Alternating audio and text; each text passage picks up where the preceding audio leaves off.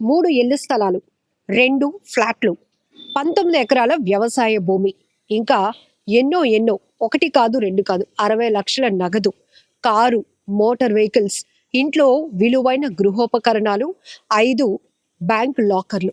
ఏంటి ఇవన్నీ వరుస పెట్టి చదివేస్తున్నాను అనుకుంటున్నారా? అవును, ఓ వ్యక్తి అక్రమ సంపాదన ఇది. ఆయన నెల జీతంపై ఆధారపడి జీవితాన్ని గడిపే ఒక సాధారణమైన ప్రభుత్వ ఉద్యోగి. ఇప్పుడు పింఛన్ కోసం ఎదురు చూస్తున్న వయసులో ఉన్నటువంటి ఒక రిటైర్డ్ మాజీ అధికారి. అవును, అవినీతి నిరోధక శాఖకు ఒక కంప్లైంట్ వచ్చింది. అక్రమ ఆస్తులు కూడగట్టాడు అనేటటువంటి ఫిర్యాదుతో ఏసీబీ రైడ్స్ నిర్వహించింది. ఏకకాలంలో 5 చోట్ల నిర్వహించిన సోదాల్లో ఇతని అవినీతి బయటపడింది. అక్రమ సంపాదన కోట్లలోనే ఉంది. అందరికీ ఒక డౌట్ వస్తుంది. జనరల్ గా 20-30 వేలు జీతంతో తన జీవితాన్ని, తన ఉద్యోగ జీవితాన్ని ప్రారంభించేటటువంటి అధికారులకు ఇన్ని కోట్లు ఎలా వచ్చి పడుతున్నాయంటే ఇది ఒక్క రోజులో జరిగింది కాదు. ఏళ్ల తరబడి వాళ్ళు సాగిస్తున్న అక్రమ దందా.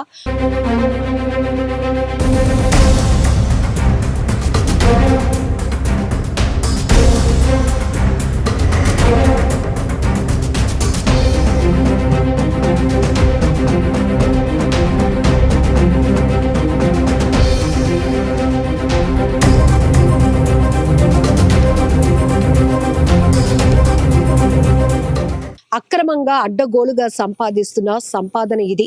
అయితే కాలమే అన్నిటికీ పరిష్కారం చెప్తుంది అన్నట్టే, కాలమే ఇప్పటికీ ఈయన రిటైర్డ్ స్థాయిలో ఉన్నటువంటి ఈ అధికారి రహస్యాన్ని బయట పెట్టిందా అంటే ఏమో, దానికి కూడా సమాధానం ఎక్కడ వెతుక్కోవాలో తెలీదు. కానీ ఇలాంటి అవినీతి అధికారుల గుట్టు బట్టబయలైనప్పుడు ప్రతి ఒక్కరికి అనిపిస్తోంది కదా, ఇంతకాలం వీళ్ళ అవినీతి ఎలా దాగుంది, ఎందుకు బయటపడలేకపోయింది అని. ఇది జనరల్గా చెప్పాలంటే ఒక వ్యక్తి చేసినటువంటి అవినీతి అడ్డగోలు వ్యవహారానికే కాదు, ఇట్లా అవినీతికి పాల్పడుతున్న ఎంతో మంది వాళ్ళ జీవితాలు, వాళ్ళు సంపాదిస్తున్న అక్రమ సంపాదనకు అద్దం పడుతున్నటువంటి ఘటనలు.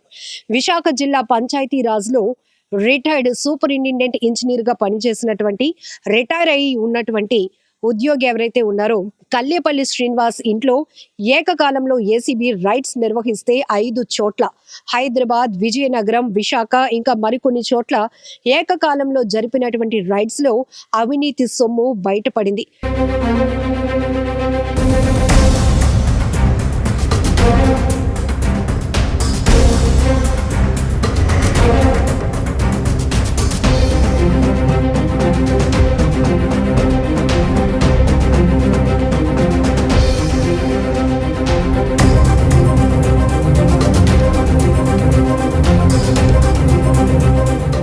ఒక ఉద్యోగి ఇంట్లోనే కోట్ల ఆస్తి బయటపడుతుంటే, ఇక వ్యవస్థలో అవినీతికి పాల్పడుతున్న వారి ఇళ్లలో సోదాలు చేస్తే ఇంకా ఎన్ని కోట్లు ఆస్తి బయటపడుతుందో కదా.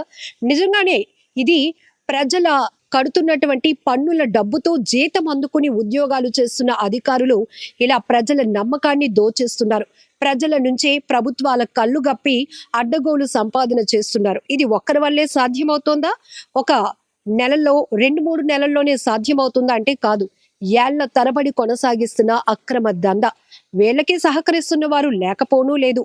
చూడాలి మరి ఇలా ప్రజల నమ్మకాన్ని దోచుకుంటూ అవినీతికి పాల్పడుతున్న ఇలాంటి అధికారులకు ఎలాంటి శిక్ష పడుతుందో.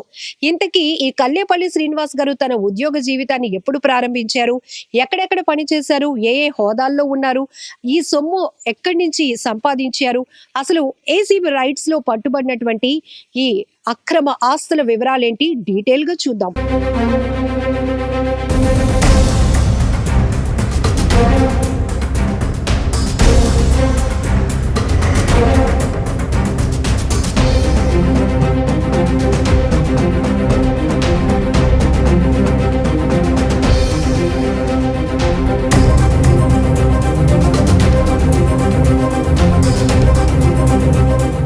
పంచాయతీరాజ్ శాఖలో సూపరింటెండెంట్ ఇంజనీర్ గా పనిచేసి ఇటీవలే పదవీ విరమణ చేసిన కల్లేపల్లి శ్రీనివాసరావు ఆదాయానికి మించి ఆస్తులు సంపాదించినట్టు అందిన సమాచారంతో విశాఖ ఏసీబీ అధికారులు అతనిపై అవినీతి నిరోధక చట్టం మేరకు కేసు నమోదు చేశారు. దర్యాప్తు ప్రారంభించారు. ఈ ఇన్వెస్టిగేషన్ లో భాగంగానే అతనికి సంబంధించిన నివాసంతో పాటు విశాఖ, సాలూరు, హైదరాబాద్ లోని మొత్తం 5 చోట్ల ఏకకాలంలో ఏసీబీ అధికారులు సోదాలు జరిపారు. ఈ సోదాల్లో అతని అక్రమ ఆస్తులకు సంబంధించిన అనేక డాక్యుమెంట్స్ స్వాధీనం చేసుకున్నారు. ఈ ఆస్తుల్లో 3 ఇళ్ల స్థలాలు, 2 ఫ్లాట్లు, 18.57 సెంట్ల వ్యవసాయ భూమి, 61 లక్షల వరకు నగదు, 2.5 కేజీల బంగారం, 20 కేజీల వెండి, హుండాయ్ కారు, మోటార్ సైకిల్, విలువైన గృహోపకరణ వస్తువులు కూడా గుర్తించారు అధికారులు. సోదాల్లో 5 బ్యాంక్ లాకర్ల తాళాలు కూడా తీసేసుకున్నారు. ఈ నెల 6వ తేదీన వీటిని తెరవనున్నారు. అయితే శుక్రవారం కూడా సోదాలు కొనసాగుతాయని చెప్తున్నారు. సోదాల తర్వాత చట్ట నిబంధనలకు లోబడి ముద్దాయిని అరెస్టు చేసి ఏసీబీ కోర్టుకు న్యాయమూర్తి ఎదుట హాజరుపరచనున్నారు. అసలు ఈ కల్లేపల్లి శ్రీనివాసరావు పంచాయతీరాజ్ శాఖలో అసిస్టెంట్ ఇంజనీర్ గా 1990లో ఎంపికయ్యారు. విశాఖ, విజయనగరం జిల్లాలోని వివిధ ప్రాంతాల్లో విధులు చేశారు. అనంతరం వివిధ హోదాల్లో పనిచేసిన ఈయన సూపరింటెండెంట్ ఇంజనీర్ గా పదోన్నతి పొంది విశాఖపట్నంలో పనిచేస్తూ 2025 డిసెంబర్ 31న రిటైర్ అయ్యారు. ఈ క్రమంలోనే అతను భారీ ఎత్తున అవినీతికి పాల్పడినట్టు తెలుస్తోంది. అప్పట్లో అతనిపై అవినీతి ఆరోపణలు కూడా ఉన్నాయి. అయితే అతను రిటైర్ అయిన తర్వాత ఆదాయానికి మించిన ఆస్తులు కూడగట్టినట్టు సమాచారం అందటంతో ఏసీబీ అధికారులు గుర్తించారు. ఏకకాలంలో 5 చోట్ల తనిఖీలు జరిపారు.